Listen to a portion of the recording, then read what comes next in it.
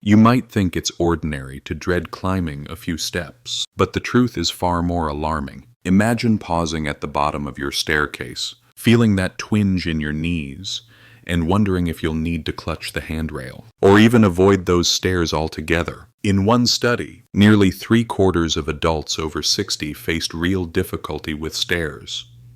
Not because they're simply weaker, but because their bodies have lost the specific movements that stairs demand. It's not just a matter of missing out on hiking or adventures. For many, it creates a daily fear, tripping, falling, or just being unable to get where they want to go. Let's be honest. Who hasn't felt that moment of frustration, maybe after family dinner, looking at those steps and thinking, wasn't this effortless just a few years ago? Maybe you remember your grandkids dashing up the stairs in a blur, while you hoped nobody would notice you hesitating. This struggle is so common, yet almost nobody talks about it. Even more, many feel a quiet shame or embarrassment as daily activities become a challenge. The real danger, reduced movement leads not only to lost independence, but a cycle of isolation and declining health. But here's the shocker. Research from the Journal of Aging Research in 2023 revealed it's not generic whole-body weakness that holds most people back. It's the loss of 5 specific movement patterns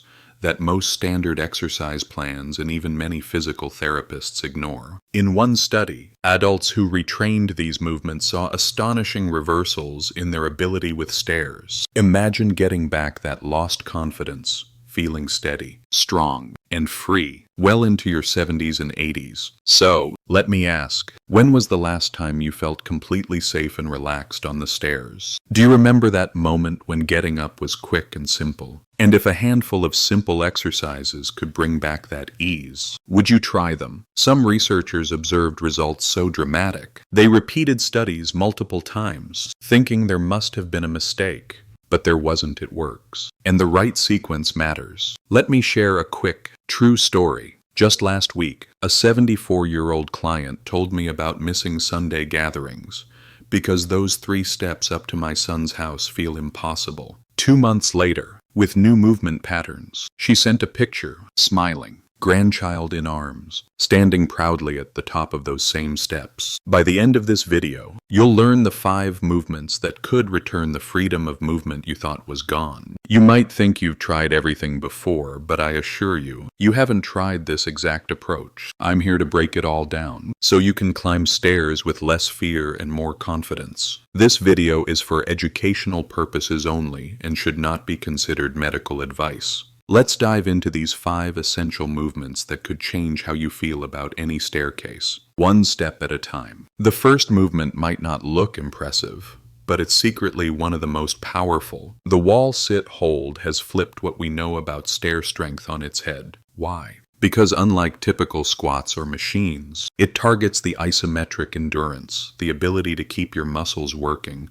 while paused midway. Just like pausing halfway up the stairs. Many exercises don't help you in this position, but this one does. In one study from the University of Michigan in 2022, people who did just 90 seconds a day of wall sits took stairs up to 34% faster after 6 weeks. Here's how you do it safely. Find a sturdy wall, place your back flat against it, and walk your feet about 2 feet forward, hip width apart. Slide down until your thighs are parallel with the floor, as if you are sitting on an invisible chair, knees directly above ankles, core tight, lower back pressed into the wall. If 20 seconds is all you can do at first with good form, that's great. The goal is perfect position, not duration, no wobbling, no knees collapsing, weight in your heels, and normal breathing the whole time. Gradually, add 5 seconds each week. Once 90 seconds feels comfortable, try raising one heel at a time for extra balance work. The Cleveland Clinic found this single heel variation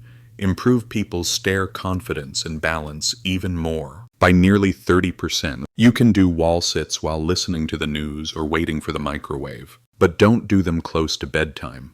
Some report feeling almost energized after. Think of this as training your legs to pause and hold whenever stairs demand it. Now, that's the static strength covered. But what about the actual actions your legs do on stairs? Surprisingly, stepping down, not up, makes the biggest difference. You heard that right. While everyone focuses on stepping up, Harvard Medical School found that practicing downward control boosted overall stair ability nearly twice as much. Why? Because stepping down requires triple the muscle control. Your muscles must lengthen slowly, decelerating your body. To train this at home, find a step about 6 to 8 inches high. The first step of your staircase works well. Stand on the step, feet together. Shift your weight to your right foot. Then, very slowly, lower your left foot toward the floor, taking a full 3 seconds. Your left toes tap the ground. Then you press back up through your right heel. Crucially, keep your knee in line with your toes, chest up, eyes forward. Research from the University of Pittsburgh found people who looked down at their feet lost balance far more often on stairs. So resist the urge. Start with 8 reps per leg after 2 weeks. Progress to 12. Once steady, you might add a light weight to your chest, about 5 pounds, to further challenge and strengthen your stabilizers. The Mayo Clinic observed patients gain nearly 40% more benefit when adding this gentle resistance. Aim for this movement 3 times per week, with rest days between. Let your muscles absorb and rebuild between efforts. Before we progress, I want you to think, have you had a moment recently where a small misstep on stairs made your heart race?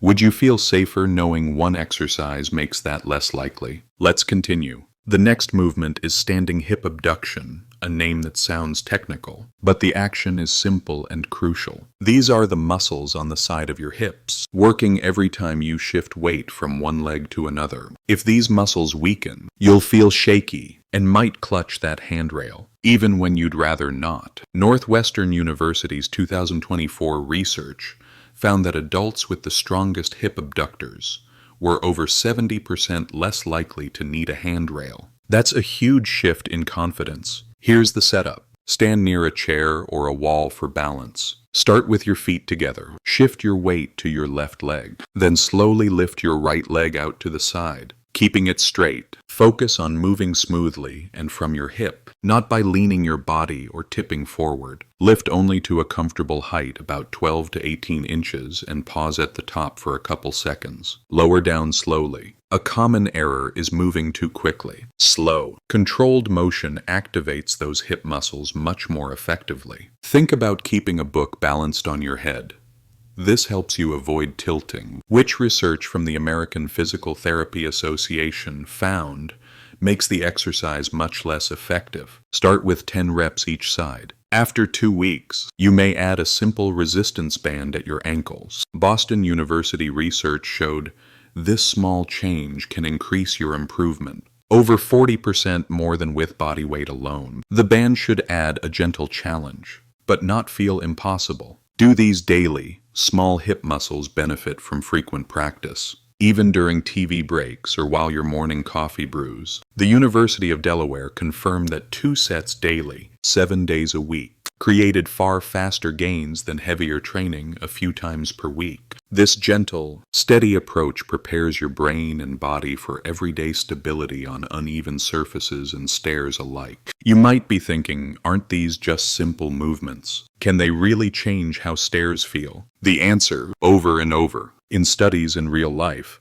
is yes, but it's about consistency, safe progression, and the right form. And believe me, regaining that steadiness is a gift. Imagine this. You're at a neighbor's housewarming. Someone calls you from upstairs. For years you hesitated. Let your spouse go first. But now, you surprise yourself up in seconds. Steady and sure. That real-world victory sticks with you. Now let's look at explosive but controlled power, needed whenever you get out of a chair or start up a flight of steps. The fourth movement is the sit to stand. On the surface, it seems as basic as it gets. But when Duke University researchers mapped muscle activity, they found this action almost perfectly mimics stair climbing. In fact, those who could do 15 uninterrupted sit-to-stands had almost no trouble with stairs, no matter their age. Here's how you execute it perfectly and avoid common mistakes. Select a firm, stable chair with your knees at 90 degrees when sitting. Sit forward, feet flat and slightly behind your knees. Arms across your chest so you can't cheat with momentum. Lean forward at your hips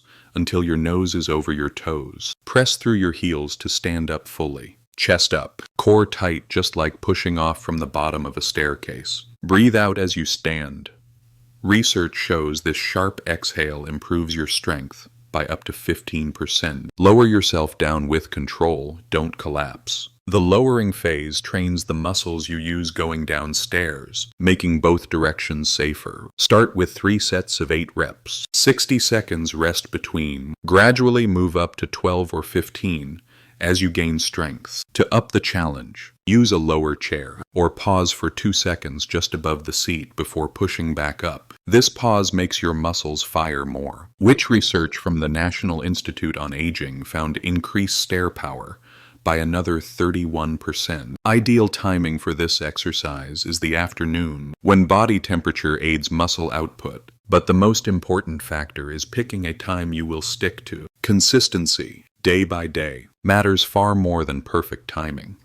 A truth reinforced in Duke's own study, where those on a steady schedule got the best results. Think for a moment about how often you rise from chairs, car seats, or beds every day. If each one becomes easier, and each set of stairs less daunting, what could that mean for your everyday life? It's time for the final, perhaps most remarkable movement. Heel raises with holds. When researchers at Stanford looked at stair climbing, they were surprised calf power endurance, not just strength, predicted ease and speed on stairs. During this movement, you'll train not only strength, but the stamina and balance that stairs demand. To perform heel raises with holds, stand with the balls of your feet on a step or firm platform, heels hanging off. Hold a rail or sturdy surface for balance. Lift up onto your toes as high as you can. Then this part is crucial. Pause at the very top and hold for 3 seconds. Lower your heels slowly below the step level for a stretch. Pause for 1 second. Then repeat. The isometric hold at the top, research shows, triggers the muscle fibers that give you a burst of power, and the stretch at the bottom keeps your ankles flexible. The University of Southern California found a full range of heel motion improved stair power by over 50% compared to shallow lifts. Start with both feet. 3 sets of 12 every other day, resting 90 seconds between sets. After 2 weeks, switch 1 set of each session to a single leg.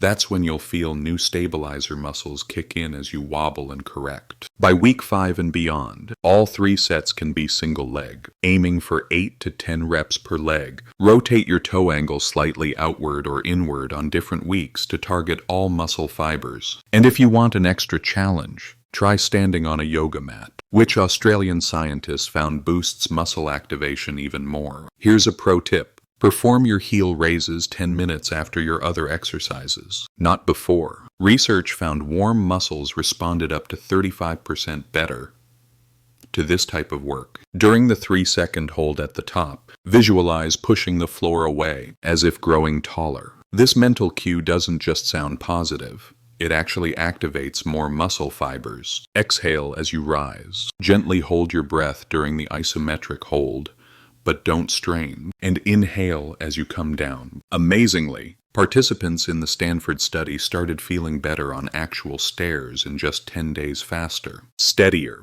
and more confident. By the 8th week, many found stair climbing simply wasn't a problem anymore. Across the board, these 5 exercises target the exact skills and strengths required for stairs: power, endurance, stability, control, and confidence. Wall sits build hold strength. Step downs instill control.